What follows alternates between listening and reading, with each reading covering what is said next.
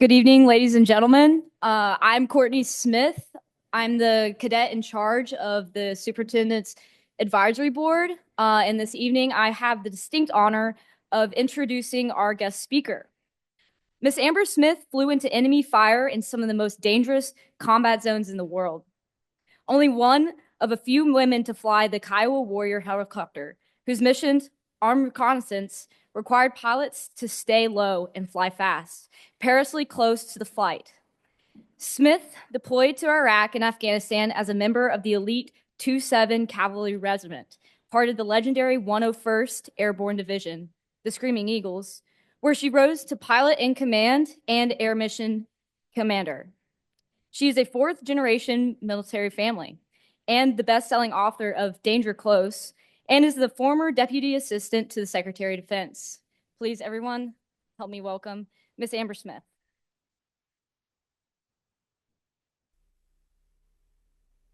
Thank you so much. Good evening. It is great to be here after a fantastic year as the 24-25 leader in residence here at VMI. And today we stand at the edge of something incredible, both for the people who are about to graduate here in a few months and the people who are going to go into their first year. We are seeing a threshold between all that you have achieved here at VMI and what those experiences will help you become. You have climbed a mountain of deadlines. You've navigated the chaos of all the late night study sessions and survived all of the projects, PT, all the obstacles along the way. And since we're here just a few months before graduation, that alone is a victory we're celebrating. But this isn't the end of a chapter. It's the beginning of a new one, a chapter where you get to decide exactly what type of leader you're going to be, because that is what is waiting for you out there. An opportunity to lead, to shape the world in only the way that you can. And I'm not talking about some leadership in some distant, abstract future. I am talking about right now. In the careers that you will start, the communities that you will build, and the lives that you will touch for both of those who are going into military service and those who will be entering into the private sector.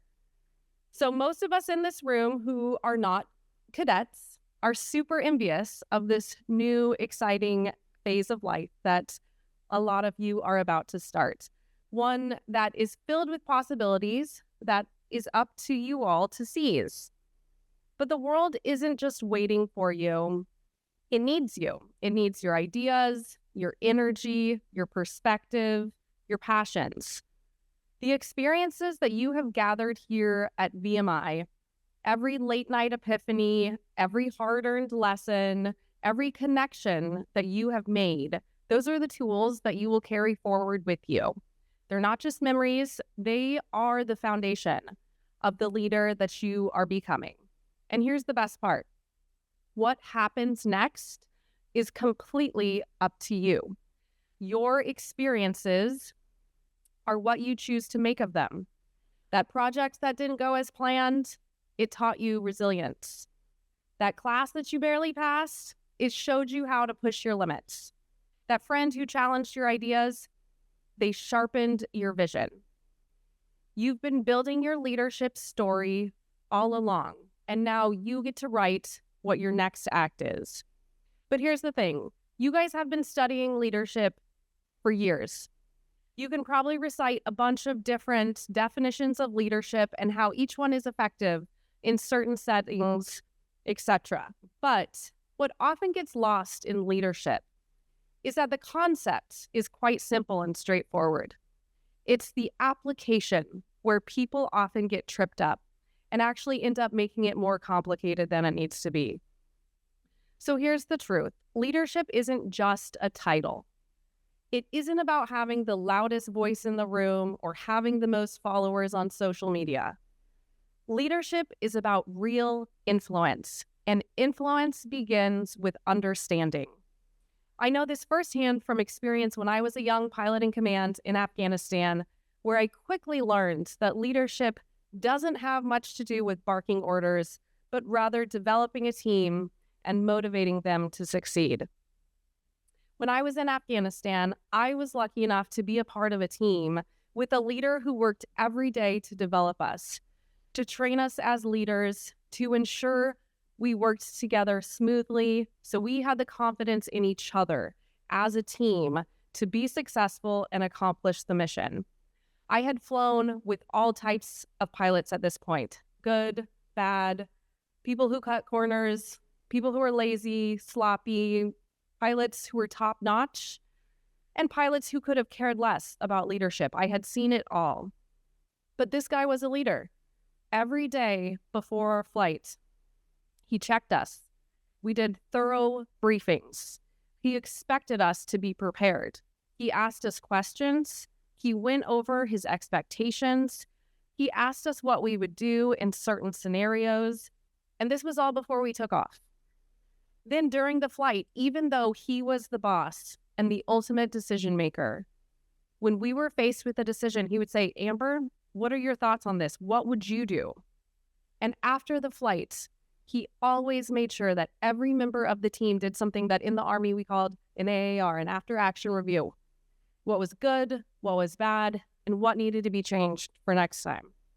He listened, not to respond, but to understand. And what did that do for us flight after flight? It created team buy-in.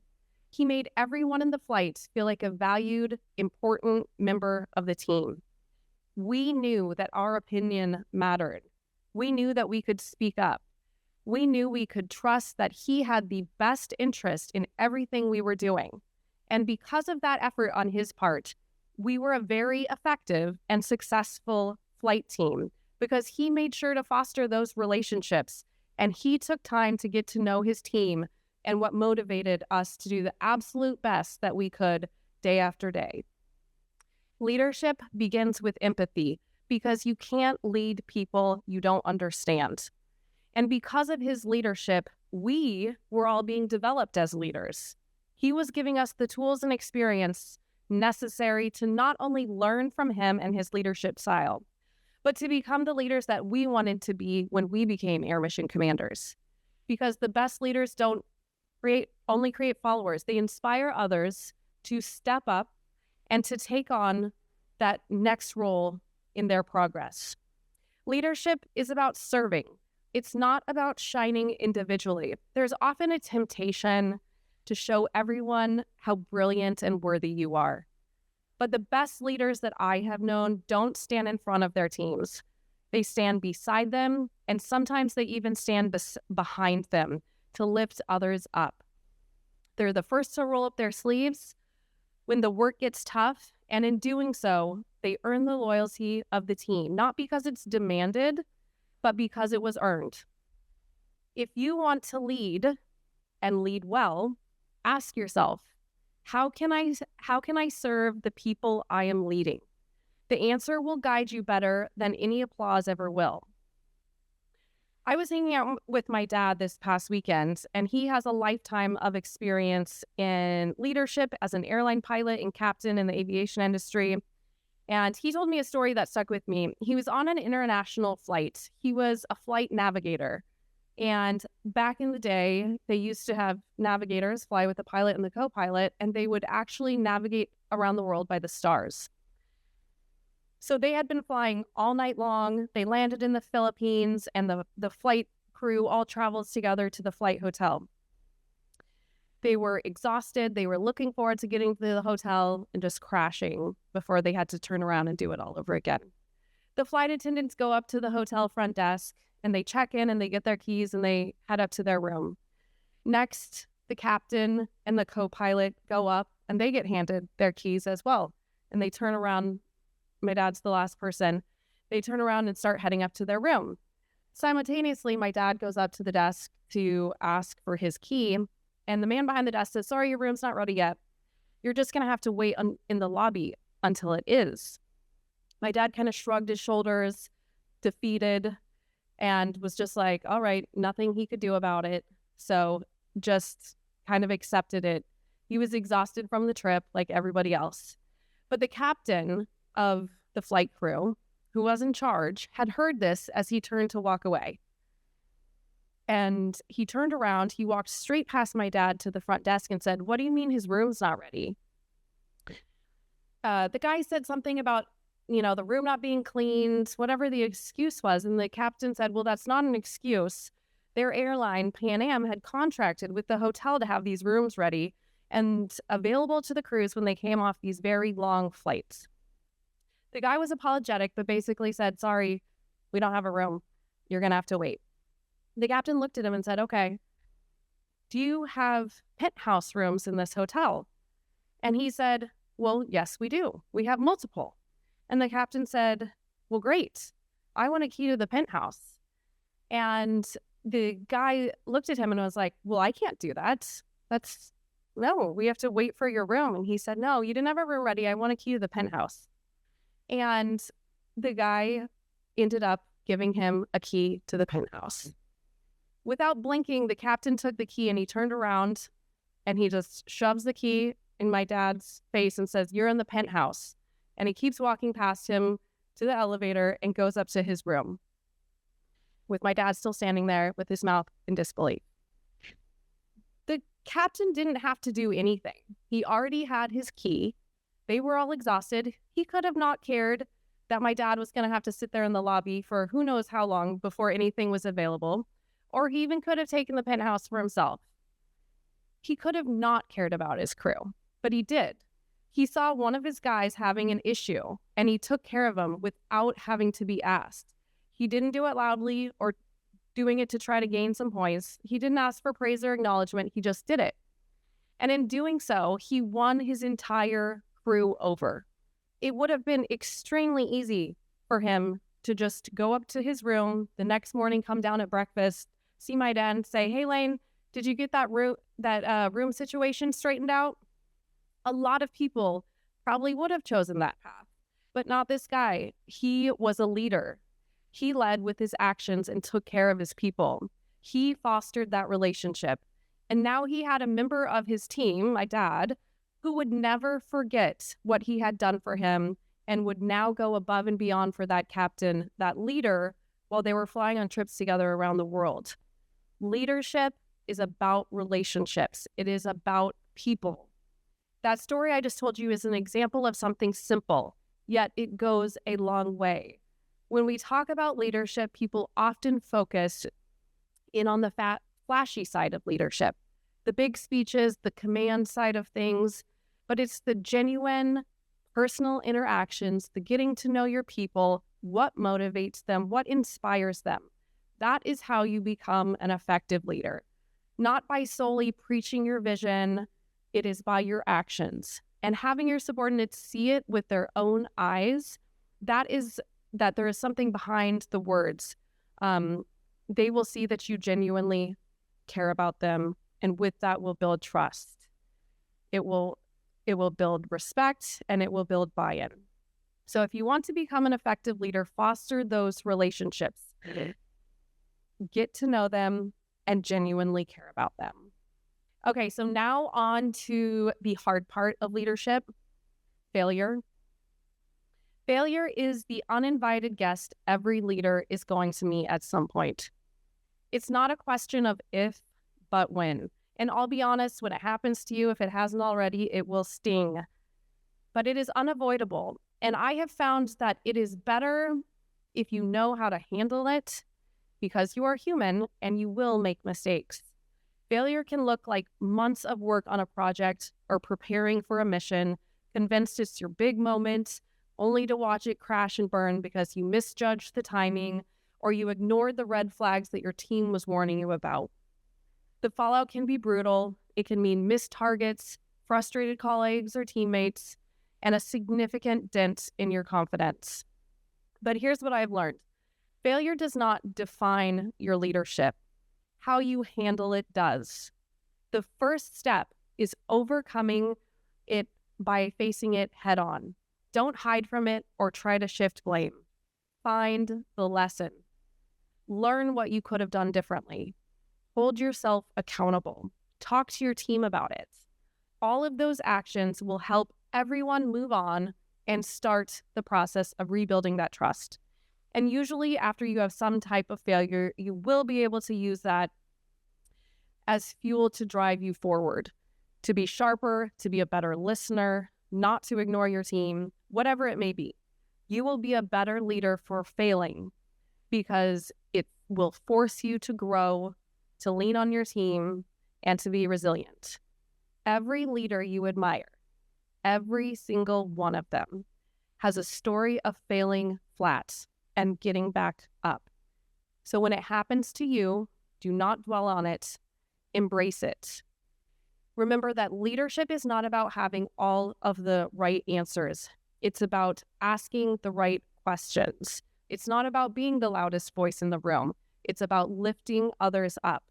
It's not about waiting for permission. It's about taking responsibility for what you believe in. And all of you are ready for that. You've already proven it. Think about the fields you're about to enter. Business, science, some of you are joining the military, technology, all of the other fields. You're not just joining them. You will be redefining them. You are the ones who will innovate, who will challenge the status quo. You will lead with courage and creativity. The world doesn't need more followers. It needs more of you. Bold, curious, and ready to make a mark. So when you get ready to leave VMI in the next couple of months or enter your last year at VMI, I have a challenge for you.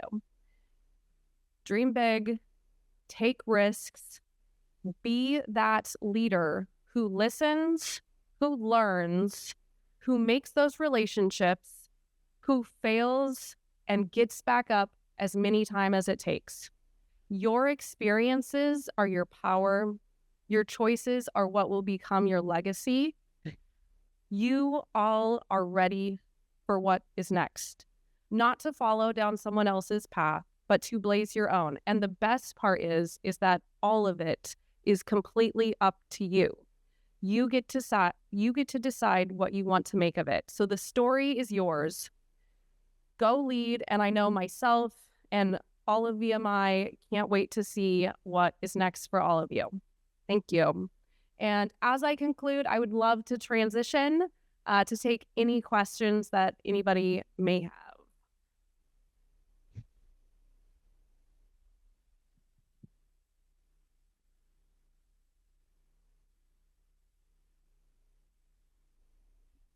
Good evening.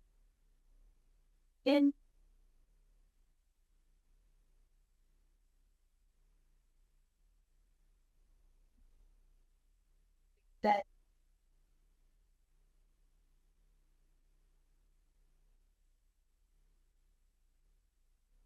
So two that I really like to hit on are adaptability, understanding being flexible, and being a flexible leader. Planning is a very important part of leadership and being responsible for what you are tasked with, but plans are going to go wrong. I promise you that. You have to be able to be a flexible leader, be able to adapt. And if you know how to do that, if you are not a rigid leader, rigid leaders are going to buckle under pressure. If you have practiced and maintained or learned how to be a flexible leader, learn how to adjust, prior to practicing contingency plans so you are prepared for when things can and will go wrong, you'll be a much better leader for it. And like I said, your team is going to be looking at you. If you're staying cool, calm, and collected under pressure, then they'll follow your lead. If they see you as someone who's buckling under pressure, then the whole thing's going to fall apart. The other one I like to hit on is communication. Communication in leadership is one of those things that you can never stop learning on. If you ever have a chance to become a better communicator in any type of communication, I would say take advantage of that, especially if you're still in a school setting and you have more opportunities to do so, because you can always be a better communicator, always. And the more you practice, the better you'll get.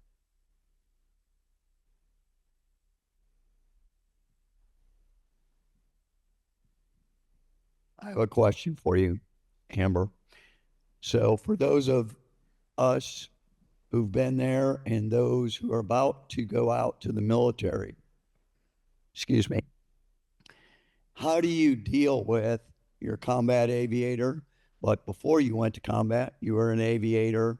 How do you deal with the anxiety and the fear that you might have about performing your mission?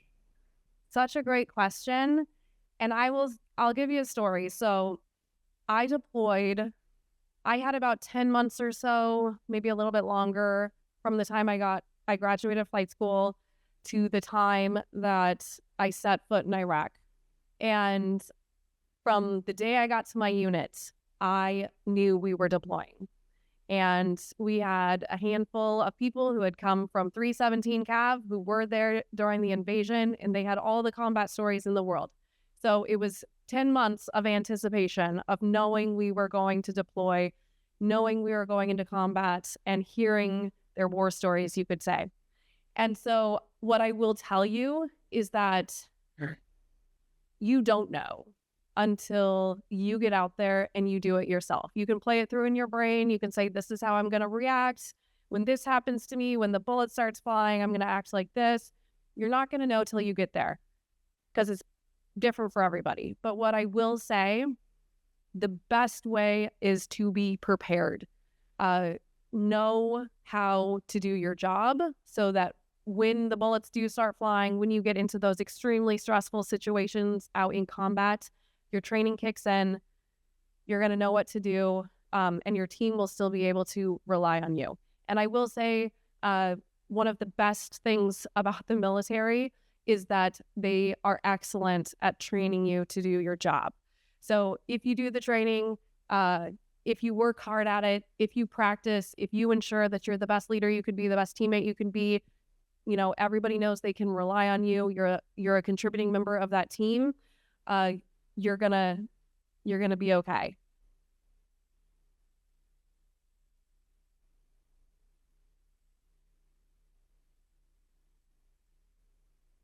I just had a quick question. I was hoping if you could speak on the balance and advice you have for managing your time spent learning your technical skill and then your time spent knowing how to, or figuring out how to be a leader, and how you sort of balance that. Well, I'd say they go hand in hand, because in order to be a good leader, you have to be an expert at whatever your job may be. So I wouldn't say they're siloed at all. I would say they go together. In order to earn the respect of your team and your subordinates, they're going to be looking at you. And if you're the guy that shows up in the wrong uniform, can't, put your rucksack together, is fumbling with your equipment and doesn't know how everything works, and you're the one that's constantly having to ask those questions, that they're going to see that, and they are judging you on their level of respect every single day. And it is a lot of pressure, but being a leader and being a good leader even more so is not easy. No one ever said it's easy.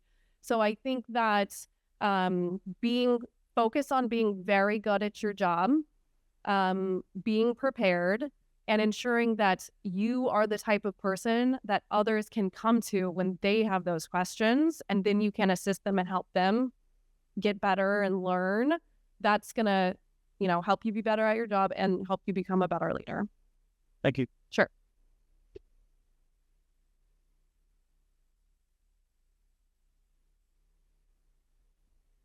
Good evening, ma'am. I was hoping to ask, you mentioned buy-in. So as a bunch of us are going to be junior leaders or new leaders, how can you kind of get that buy-in without having that established pathway behind you? So buy-in is very important in leadership, because you want your team to understand why it is important what you as a leader are asking them to do. If you ask someone to blindly follow you and they have no idea why, they may do so because they want to keep their job. They don't want to get fired. They just want to move, check that block, move on, graduate VMI, whatever it may be that you're working with.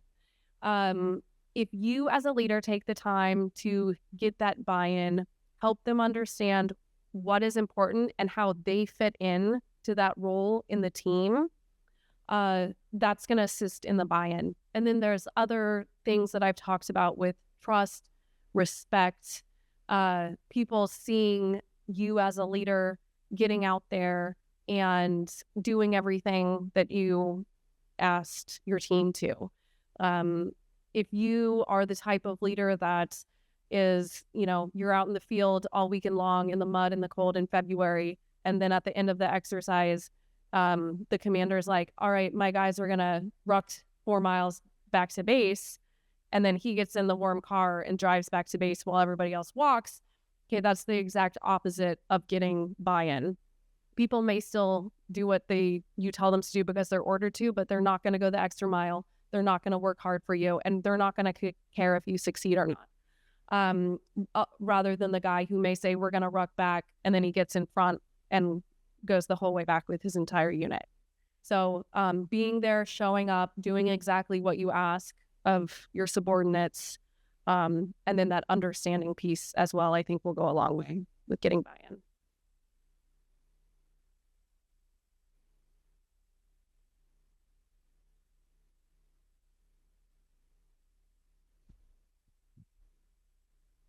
I have a question. How do you maintain a good work-life balance and a good mental health balance? Well, it's a challenge. We live in a world where there is so much constantly being thrown at you.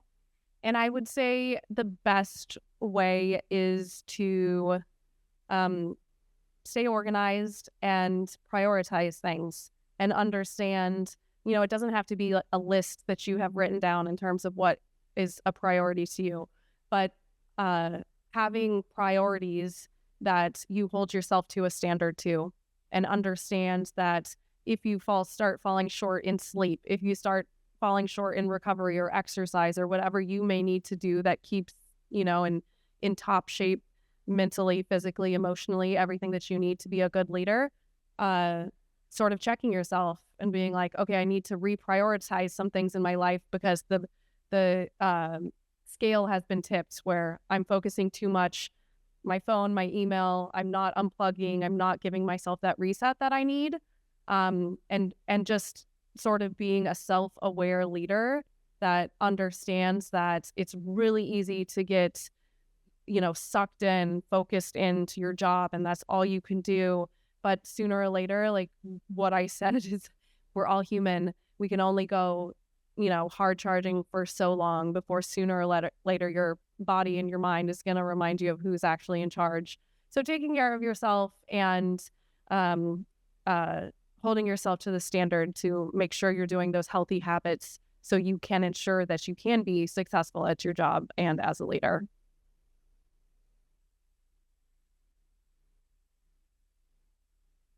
Did you want to ask one more question? I think we have one more question. Is that okay?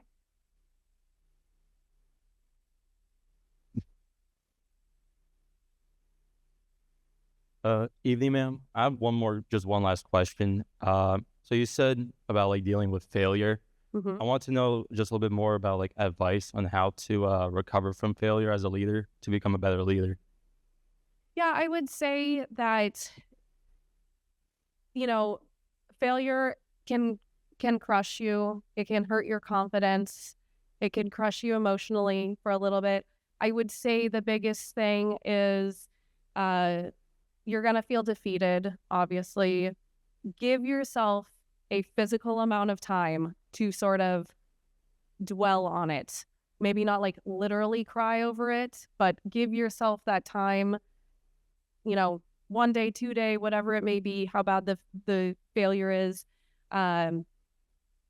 Allow yourself to process it and then say, okay, now it's time to move forward. So now you start focusing on the lesson and saying, this is what I did wrong. This is what I'm going to change. This is what I'm going to do better. This is how I'm going to be better at whatever it may be.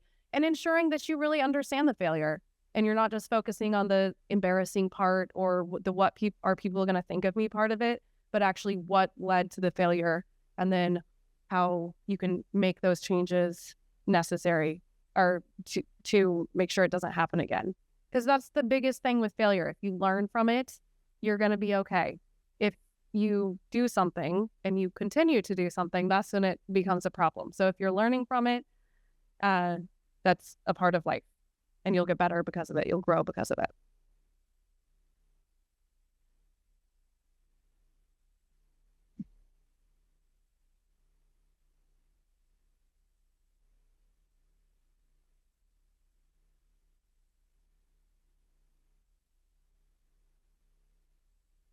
Ma'am, on behalf of the Virginia Military Institute, we would like to thank you for providing us guidance and leadership, as well as sharing with us your knowledge and experiences throughout this past academic year as our leader in residence.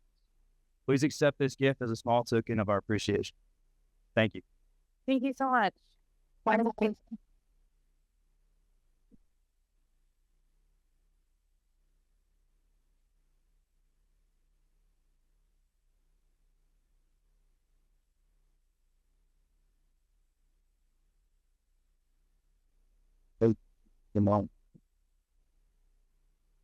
Okay, ladies and gentlemen, that concludes the evening.